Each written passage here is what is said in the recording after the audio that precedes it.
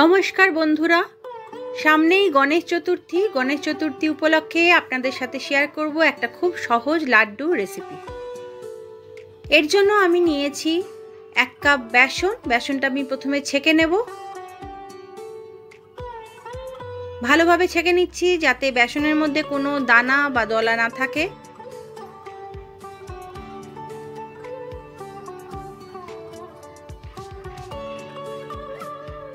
বেসনটা ছাকা হয়ে গেছে, এবার আমি জল দিয়ে অল্প অল্প করে মিশিয়ে নেব। প্রথমে আমি 1 কাপ বেসনের জন্য নিয়েছি 1 কাপের থেকে কিছুটা কম জল। অল্প অল্প করে জল দেব আর ভালোভাবে মেশাতে থাকবো। একবারে জলটা দেব না, যতটা লাগবে ততটাই দিতে হবে। ভালোভাবে মেশানো হয়ে গেছে, দেখুন পাতলা ব্যাটারটা হয়েছে। ফোটা ফোটা করে পড়ছে চামচ থেকে, চামচের পিছনে হালকাভাবে একটা লেয়ারের মতন হয়ে আছে, মানে আমার ব্যাটারটা একদম রেডি আছে। যতটা জল নিয়েছিলাম তার থেকে অল্প জল কিন্তু এখনও বেঁচে গেছে।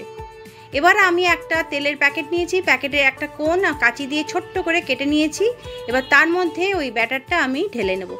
আমার কাছে যেহেতু কোনো ঝাঁঝরি বা ওই টাইপের কোনো কিছু নেই, সেই জন্য আমি তেলের প্যাকেটে করছি। আপনারা চাইলে দুধের প্যাকেট বা যে কোনো প্লাস্টিকের মোটা প্যাকেটের একটা কোণ কেটে নেবেন, খুব সামান্য কাটবেন। কেটে দেখবেন ব্যাটারটা এর থেকে ফোটা ফোটা করে পড়ছে, মানে একদম ঠিক আছে, রেডি আছে। এবার ভাজার জন্য আমি চলে যাচ্ছি। কড়াইতে সাদা তেল নিয়েছি, তেলটা একদম ভালোভাবে গরম করে নিয়েছি। ভালো গরম হয়ে যাওয়ার পর আমি এই প্যাকেটের মধ্যে যে ব্যাটারটা নিয়েছিলাম ওটা এর মধ্যে ফেলতে থাকবো, আর খুব দ্রুত হাতে অনবরত নাড়তে হবে যাতে এক জায়গায় ব্যাটারটা না পড়ে। প্রথমবার একটু আধটু গন্ডগোল হতে পারে, কিন্তু পরের বার থেকে দেখবেন একদম ঠিকঠাক হচ্ছে।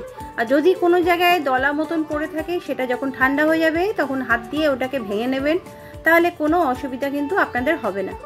দেখুন ভাজা হয়ে গেছে, আমি তুলে নিলাম। যখন ভাজবেন তখন কিন্তু গ্যাসের ফ্লেমটা অবশ্যই কম করে দেবেন, না হলে পুড়ে যেতে পারে।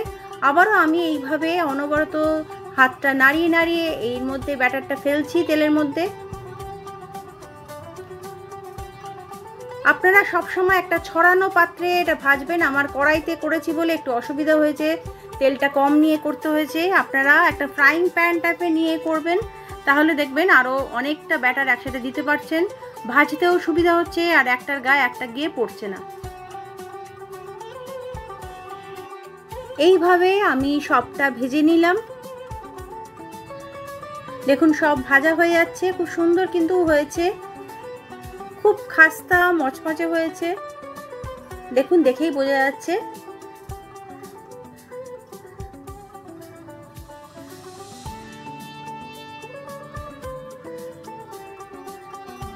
দেখুন একদম ছোট ছোট হয়েছে, হাত দিয়ে চাপ দিলে কিন্তু একদম ভেঙে যাচ্ছে।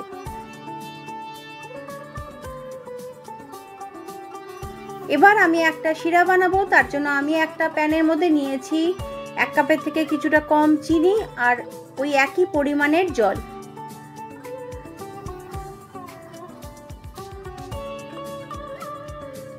চিনি জলটা যখন গুলে গেছে, ভালোভাবে মিশে গেছে, তখন এর মধ্যে দিলাম খুব সামান্য হলুদ ফুড কালার।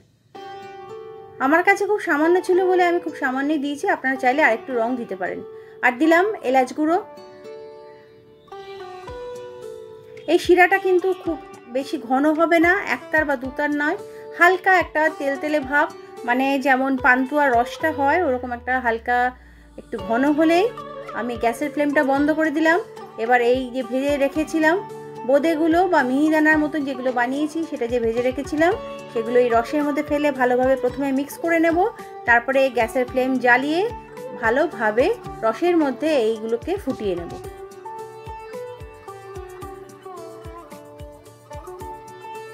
কিছুক্ষণ নাড়াচাড়া করলে কিন্তু রসটা একদম টেনে নেবে। যদি দেখেন একদম রস টেনে গেছে, শুকিয়ে গেছে, অথচ এই বোঁদেগুলো বা মিহিদানাগুলো সেইভাবে রসটা সোক করেনি বা নরম হয়নি, তখন 2-4 ফোঁটা জলের ছিটা দেবেন, ছিটে দিয়ে আবার ঢেকে রাখবেন।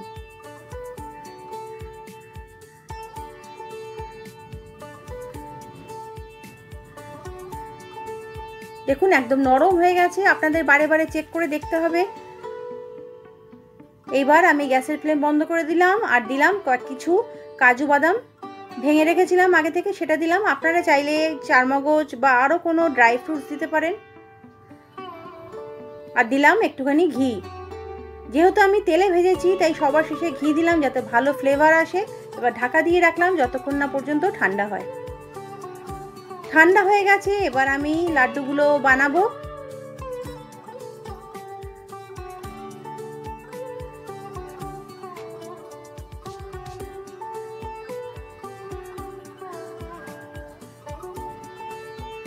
খুব সহজ পদ্ধতিতে কিন্তু এইভাবে আপনারা লাড্ডু অনায়াসে ঘরে বানিয়ে নিতে পারেন। ঠাকুরের প্রসাদ হিসেবে বা নিজেদের অন্য সময় খাওয়ার জন্য অবশ্যই বানিয়ে দেখবেন, খুব ভালো হয়। দোকান থেকে মিষ্টি কিনে ঠাকুরের প্রসাদ তো আমরা সবাই দিই, কিন্তু নিজে হাতে বানিয়ে ঠাকুরকে উৎসর্গ করার আনন্দ কিন্তু একদমই আলাদা। আশা করছি আমার রেসিপি আপনাদের ভালো লেগেছে। রেসিপি ভালো লাগলে লাইক, শেয়ার আর সাবস্ক্রাইব করতে কিন্তু ভুলবেন না। আর পাশে থাকা নোটিফিকেশন বেল অল প্রেস করে দেবেন যাতে আমার লেটেস্ট ভিডিওর আপডেটগুলো আপনাদের কাছে সবার আগে পৌঁছে যায়। ভিডিও শেষ অবধি দেখার জন্য আপনাদের অনেক অনেক ধন্যবাদ।